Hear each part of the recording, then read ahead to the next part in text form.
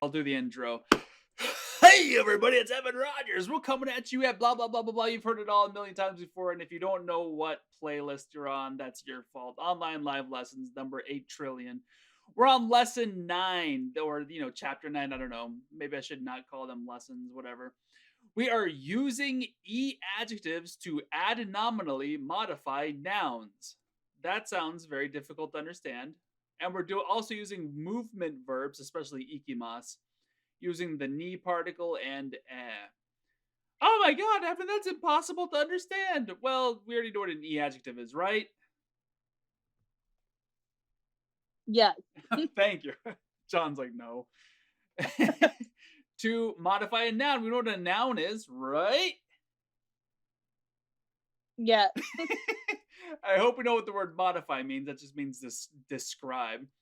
The tricky word is add nominally. So you see how it's an adjective, and then we have add nominally. It basically just means it goes in front of a noun. Like when you're doing fancy linguistic words and you see nom, that's basically the word for noun. It means it's like name, noun, because nouns have a name, nom, name, nominal, nominal. So language-related vocabulary, add nominal. This is a fancy way of saying put the adjectives in front of the noun. It modifies. So you might have noticed we've been using complementary adjectives like X is fat des, right? Where it comes at the end of the sentence, right? Right. Yeah. Great. Well, so now we're just putting them in front of in front of the nouns, like adjectives do. So rough English equivalent. There's no rough about it. I just keep that trend going. Add nominal usage. The bald guy teaches English. So this is add nominal. The bald guy teaches English. And then complementary would be the guy is bald. So that should be pretty easy to understand, I think. All right. Then we have an adjectival clause. Evan, that sounds another horrifying thing. Well, just adjective. Just adjective with Al. Al from Al Bundy. Is that a character? Yeah, Al Bundy. That's the guy with the hand in his pants. And then clause. A clause is a fancy word. Doesn't this term sound scary? Adjectival just means like an adjective, and clause means whenever you have a subject and a predicate. And a predicate's basically when you have a verb. I know this is getting a little bit tricky. So an adjectival clause is whenever you put a subject and a predicate to modify a noun. So that one's probably the scariest right there, adjectival clause. Have you guys ever heard anything sounding like this before? No. Okay. Have you? All the time. All the time, yeah. He goes to work and they're like, adjectival clause on the radio. And he also listens to the adjectival clause podcast with your guest host, adjectival, and his co-host, Clause. Boy, so much further than it needed to. It's like you knew it wasn't funny, and you just decided to keep hammering it home, man. Let me just say that I love Norm Macdonald. I know. Comedy is about reaction, and any reaction, whether it's good or bad, is comedy. I understand that. I love it when Norm Macdonald, if you ever watch his stuff, he's like telling the lamest stories, and then the jokes end on a horrible pun, and he's just like, oh, that face. Like, I love the joke, and you all have to sit here listening to me. Oh, yeah, he bombed on. Like, it's when he did the roast of Bob Saget. Oh, that was brilliant. Told jokes from the 40s or 50s that no one thought were funny. Oh, Bob Saget. People say that you have a face like a flower. Yeah, a cauliflower.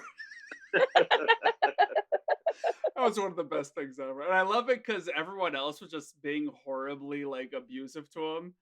And then he just got up and he got the biggest laughs. Like, just that. Or, I mean, I guess I was laughing my butt off, but I guess some people who were there said it was very quiet. I don't know. Yeah. Anyway, sorry. I was going to make a joke about Santa Claus, but I figured I wouldn't. Adjectival clause. All right, so rough English equivalent. So, the man who eats cheese likes monkeys. A nonsense. But you see how we're using the phrase who eats cheese to modify the word man? Mm-hmm. Great. So yeah, the man is the person who eats, right? So we have he eats basically. It doesn't actually say he, but it's like he. The man he eats cheese. Oh my goodness, Trontis, you got them pipes. Yep. And that individual who likes cheese likes monkeys. Do you see how there's actually two sentences there? He eats cheese and he likes monkeys, right? Mm-hmm. This right here, this bolded area, that would be the adjectival clause because there's a subject and a verb, and it's modifying another noun in a sentence. Okay? Mm-hmm. And this is just a long way of writing down what I just said, so I'm not going to bother reading it. Anybody on YouTube can pause it. All right, and for example here, the dog chased the squirrels that I had been watching all morning. Look at, I am a boring man. Yes, indeed. Somebody who watches squirrels all morning would indeed be a boring man. So in this first sentence, I think I wrote that sentence so I would intentionally laugh at it when I read it this time.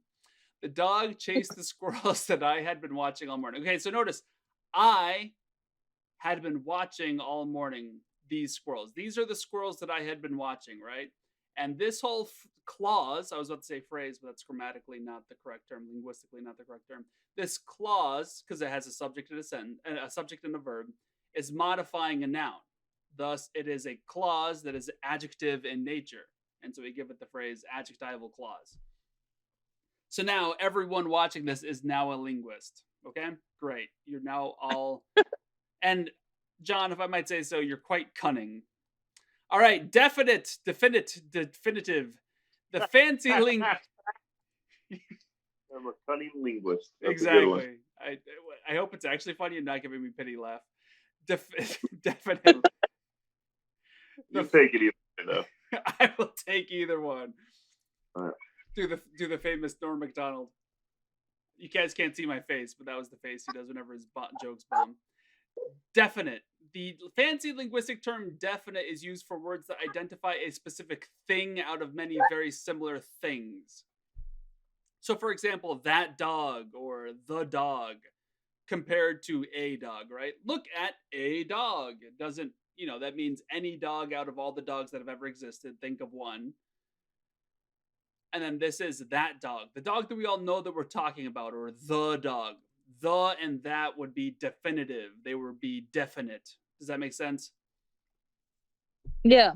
Okay, great. I think the opposite is indefinite. So a would be an indefinite, and we call these articles, but you don't need to know English. Screw that. Okay, there's not a lot of the I always want to say definitive, and then I want to say definite, and it sounds weird. There's not a lot of definitive words in Japanese, but we're going to experience a few of them in this lesson, okay? All right. Seeing as how I didn't get an okay there, I'm going to assume you're all listening. Let's go ahead and just look at the first drill, okay? Yeah. Sorry. What is it? A monkey? Nope, we're good. We're good. You sure? Sorry. Yeah. Okay. Great. So there's no definitive articles here or definitive pronouns or anything like that in this one. This is just straight up adjectives going into nouns, okay? All right, let's look at 1A. Repeat after me. 長い本ですね。長い本ですね。長い本ですね。長い本ですね。長い本ですね。Go, that was beautiful. Oh my goodness. そうですね。そうですね。そうですね。長いですね。長いですね。長いですね。What? 長いですね。The guy does day. Sorry. John's just over here making up language. So that's a long book, eh? Yeah, that's right. It's long, isn't it? So maybe you and your friend are reading the same book for a book club. That's another Norm Macdonald joke. Oh, yeah. All right, anyway. I think he was talking to Jimmy Fallon. I know way too much of his stuff. He was talking about watching Survivor. Yeah, that's right. It's like, yeah, the anticipation's what's great about it. You wait around. Yeah, that's what's great about a book club. Was that Jimmy Kimmel? Yeah, it was Jimmy Kimmel. I always get Kimmel and Fallon confused. Oh, that's right. Fallon's the guy who laughs at his own jokes. Oh my god. Sounds like someone else we know. Norm, right? おいしいジュースですね。おいしいジュースですね。Oishii jusu desu ne. そうですね。そうですね。そうですね。 美味しいですね。美味しいですね。 Oishii desu You ne. can just imagine this at a very boring brunch. 美味しいジュースですね。そうですね。美味しいですね。This is some good juice, isn't it? Yes, it is. It's tasty, isn't it? Right. So this is just the world's most boring brunch.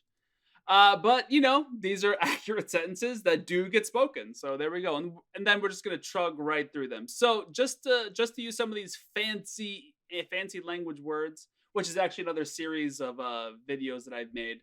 It doesn't include all of these, but I made a series of linguistic terms videos. If you go check the playlists. So nagai is an e adjective. It's going in front of a noun hon, so that makes it an adnominal adjective. Okay. Mm-hmm. And this is the thing that's really interesting. In Japanese, this is also technically an adjectival clause. It's hard to see this, but it's going to be very important. This e adjectives in Japanese are basically an entire sentence all by themselves. You could argue that this sentence says, "This is a book that is long."